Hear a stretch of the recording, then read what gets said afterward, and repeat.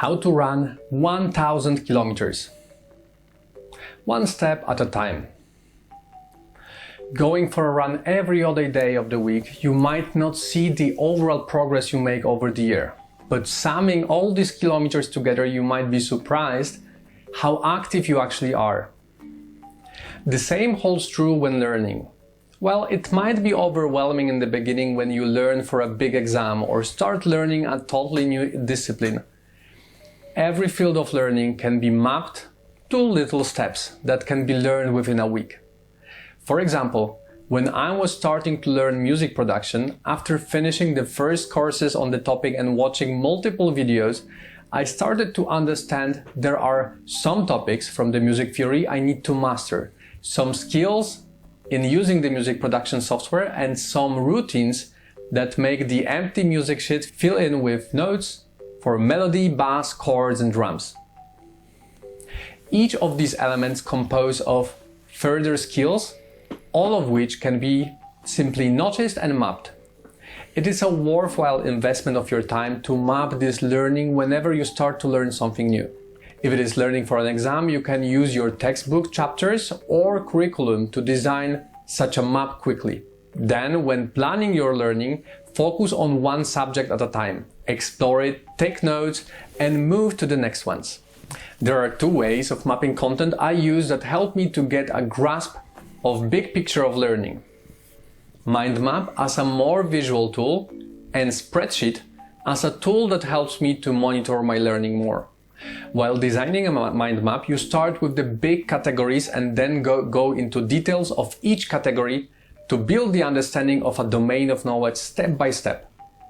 It is an exploratory method that helps you to discover a totally new field of knowledge and build your understanding of it slowly.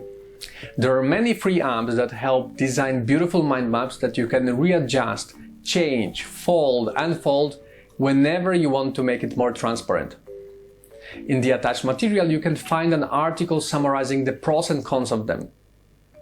To learn how to design a mind map, take some content that you are more familiar with, a subject you are good at, and write 4-6 big categories of knowledge that consist of it. You can support yourself with your textbook. Then focus on one of these categories and brainstorm all the elements that it includes. Add them to the map and see if some of them can be grouped into one subcategory. Group all the elements in such subcategories and your work on this particular category is pretty much done. You can move to another one. After designing the mind map, you can copy its structure to a spreadsheet, where one column represents main categories, another one subcategories, and another one topics to learn. This should be small enough for you to explore in less than 1 hour. Usually, such map consists of approximately 60 topics to learn.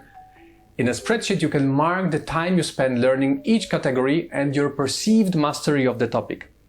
When you test yourself using some online test and you notice you are missing knowledge in any topic, make sure to note that in the spreadsheet for the next learning session.